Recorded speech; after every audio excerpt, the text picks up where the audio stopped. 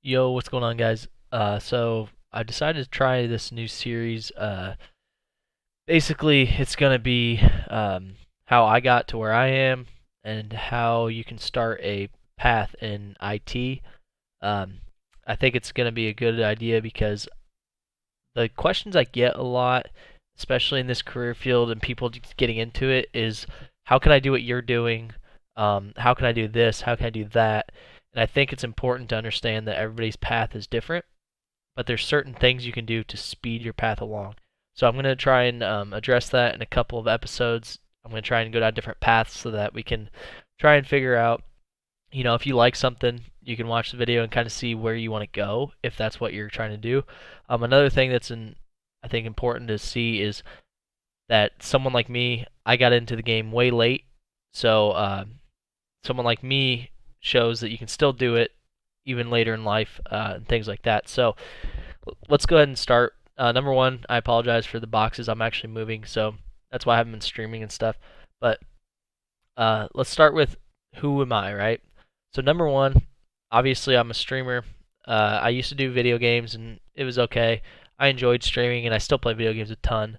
But now, once I started teaching information technology and cybersecurity around the local area in colleges and stuff, that's when I started realizing like there's an audience for this. So I started streaming it, and it's done pretty well. I've had some good series on stream, and I started YouTube to help people out. I think the biggest thing with me was when I was starting out, right? I didn't have the resources, and it wasn't that they weren't there. It was I didn't know where they're located.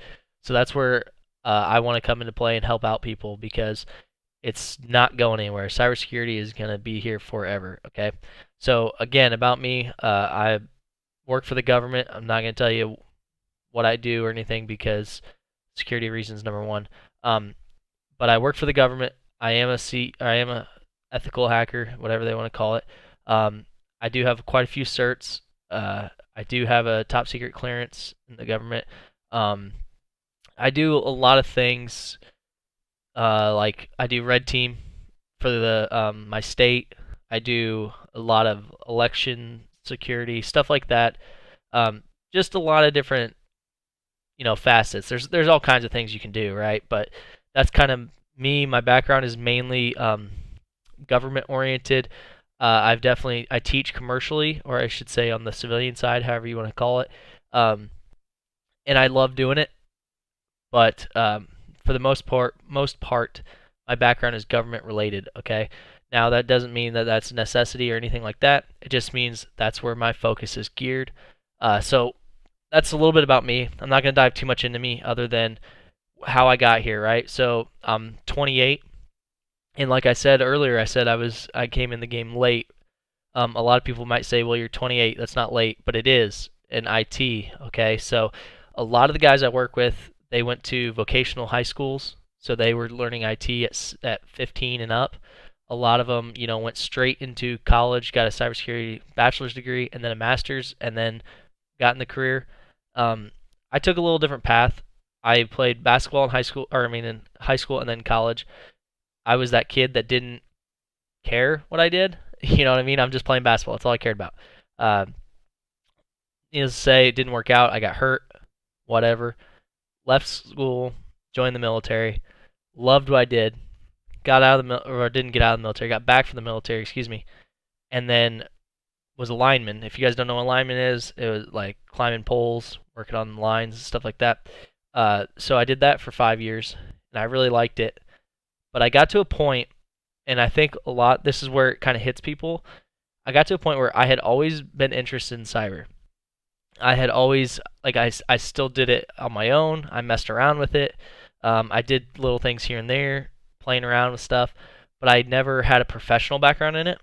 And what screwed me was really that I didn't have the experience. So like even if I wanted a job in something I was interested in, I couldn't just go get it, right? No matter what cert you had, you have to have experience, and that's hard to get if you don't have a job in it, right? So what I did was I took a tour for the military with DISA. I don't know if you guys are familiar with DISA, but DISA is Defense Information Systems Agency.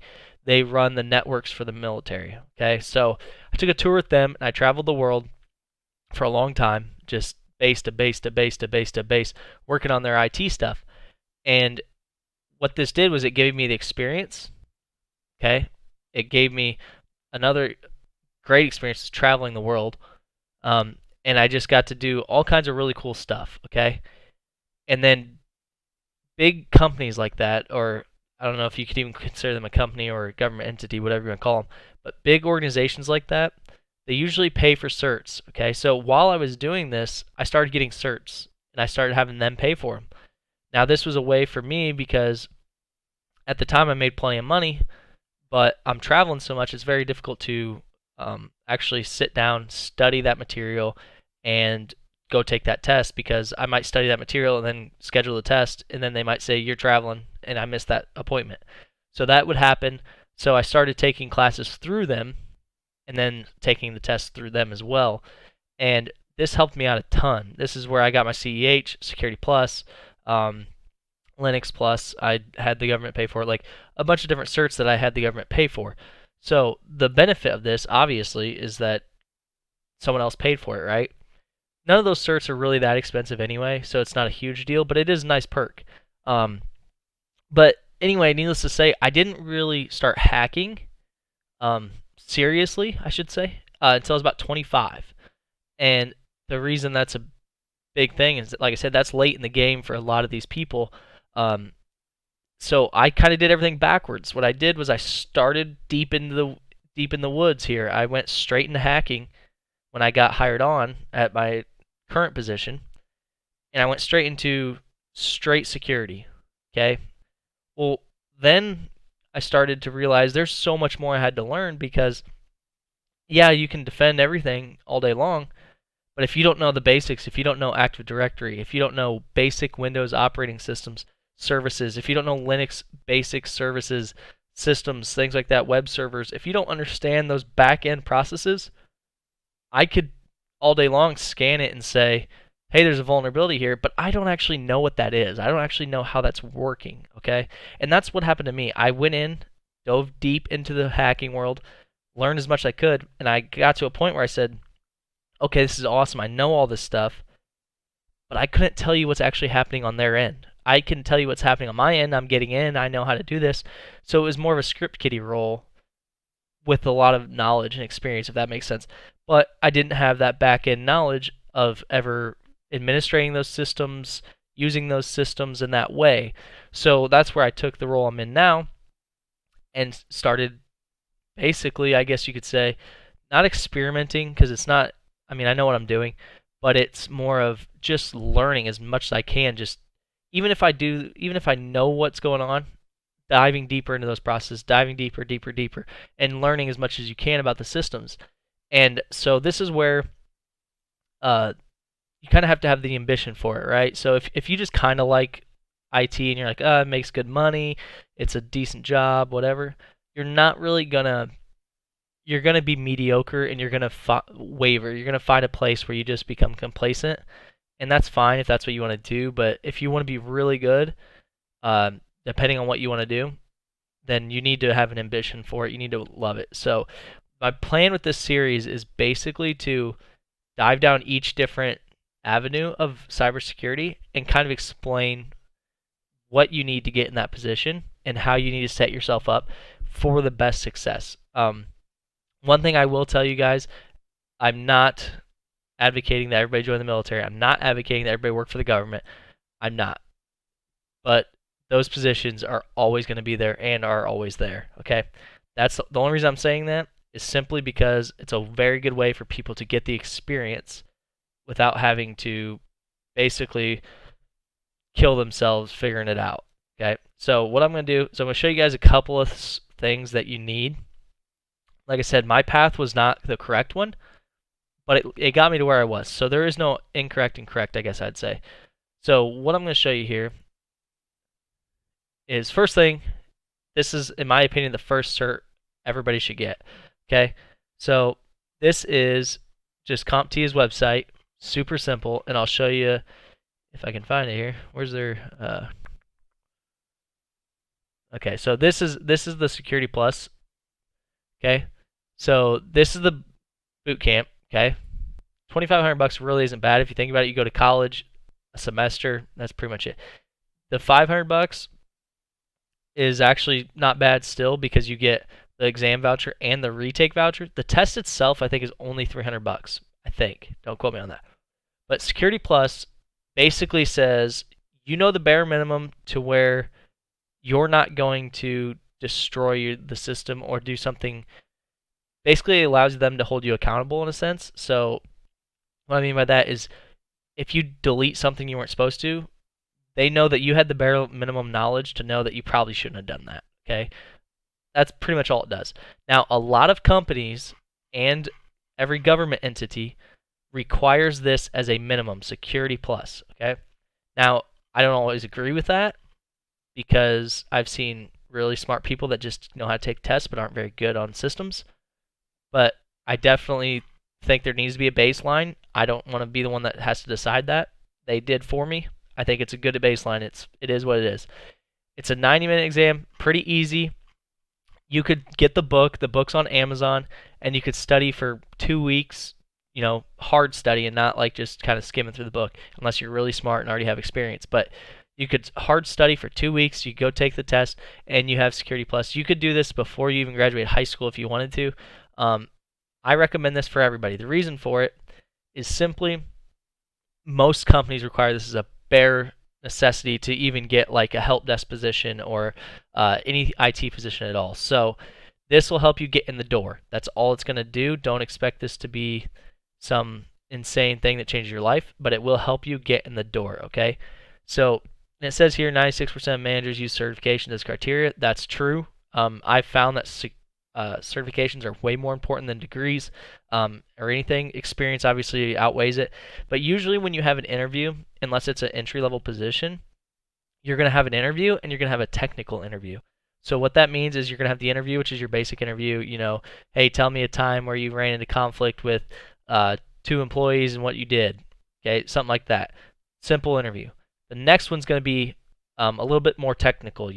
Tell me the function of Active Directory. Tell me DNS. Like these are just to see, did you just bullshit your resume, or did you actually know what you're talking about? Okay, so the next thing I'm going to show you, and this is again, I'm not trying to recruit anyone to the military because it's not for everybody. I'll never say it is, but I am going to show you guys this just because this kind of shows you the benefit I have now of being a government employee with a clearance and having the experience that I do. So this is just USA Jobs. This is mainly jobs for military, not just military, government employees as well. Like FBI agents are federal employees. I have quite a few friends that work for the FBI.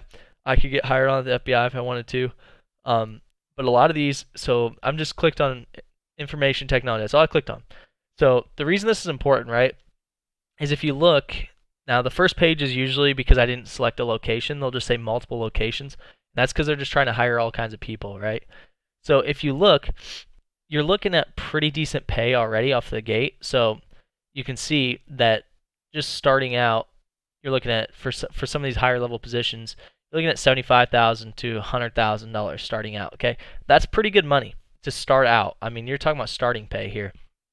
Now, the nice thing about this, and here we'll go down to like a couple pages, and you can see that some of these are guard units, which means you don't have to move around. You have Germany. If I wanted to move to Germany right now, I could take this position. Different things like that. So that's the benefit of the government side of it, is that there's a lot of opportunity. And the reason for that is because, they would much rather hire someone with a clearance that already has a position that they can just basically pivot you into a new position, okay? What that means is they don't have to hire a new guy. They don't have to train him. They don't have to give him a clearance. They don't have to do anything. They already trust you. They already know you're there. They trust you. So that's the benefit of the government side of things. And that's where, like I said, FBI agents are on this. There's state employees, all that stuff. These are these positions, okay? USA Jobs. These are these positions. So these are all positions that basically anybody could get if they wanted to work for the government. If you don't work for the government, I totally get it. Trust me. There's State Farm, insurance companies, hospitals, all those things need IT professionals, okay? The reason I point this one out specifically, the USA Jobs, is because it has the broadest amount. Obviously, you can do research in your own place, but what we're looking at here, and I'll show you, is just simple, some of these, like we'll just click on a random one. I didn't even look at it, just click on it. Okay, and let's see if it says the requirements, okay? See, do. 1 full year. All right, so let me tell you something here. So see here, it says education. One of it is closely related field. See how it says PhD or equivalent? I can tell you right now that that doesn't mean you have to have a PhD. It says or equivalent, okay? The position I was in before the one I'm in now was the exact same position as far as required as PhD. I did not have a PhD. I do not have a PhD. But I had the experience and the certifications to qualify me for these jobs. So don't take that as you need a PhD, okay?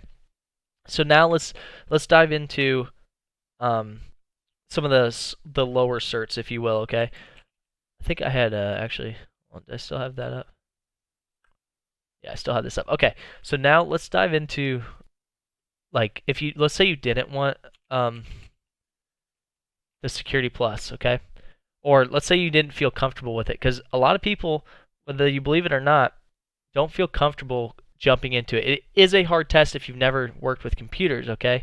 I'm not going to say it's not hard.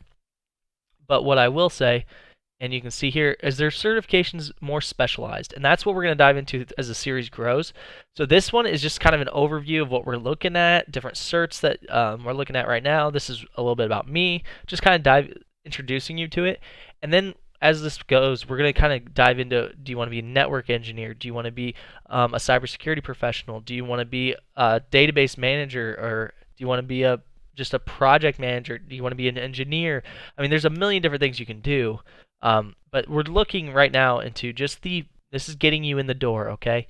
So you can see A+, Net+, and Security Plus. So these are kind of in the order of difficulty. A+ is what everybody knows is like, that's the intro cert, okay? I don't recommend that cert. Now, before people jump on me and flip out, I don't recommend it for people that have any experience in IT or understand anything about IT. If you have no clue what you're doing, A+ is a good cert for you because it helps you. But Security Plus supersedes A+, so you're going to lose your A+ cert anyway once you get Security Plus. So that's why I say I just recommend studying for Security Plus. But again, if you don't know anything, then it's absolutely a good cert for you. So these are the first certs I recommend for anybody. Once you get to this standard, that's where we're going to end today. Once you get to this Security Plus standard, because that's the baseline, and that gets you your foot in the door, okay? So that says, hey, I'm not a complete idiot, and it gets you in the door, okay? Keep that in mind. So that's what we're just going to end there because I already made the video a little longer than I wanted to. I don't want to dive too deep into it in the first intro series. I just want you guys to think about this stuff. If you have a career that you have in mind, right, in IT, put it in the comments, and I will make a video on how to get to that career. Now, obviously, I can never get you a job, right? I can't go into the interview with you. I can't make your resume look good, right? That's the stuff that you have to do on your own. But what I can do is I can tell you recommended certifications that when they look at your resume and they say, oh shit, he's already got this. Oh shit, he's got this. There's actual good chance that if you don't screw up the interview, that job will be yours, right? So that's where we're going to end it today. We've gone over a decent amount of stuff, and a lot of it's just basic knowledge. But basically, we're going to dive in from all the way from the getting your foot in the door to specializing in what you want, right? And we're going to go down a bunch of different avenues. So some of the videos are going to be interesting to some people, and some people are going to go, I don't care about that job. Excuse me, and that's fine. So comment a job that you are interested in, and I will try to cover it as well. As long as it's in IT, I'm not just going to cover any job. But all right, guys, that's it. Hopefully you like it. If you do, subscribe. If you don't worry about it. And hopefully we'll keep this series rolling and we'll get a lot of people a lot of resources they need. Thanks.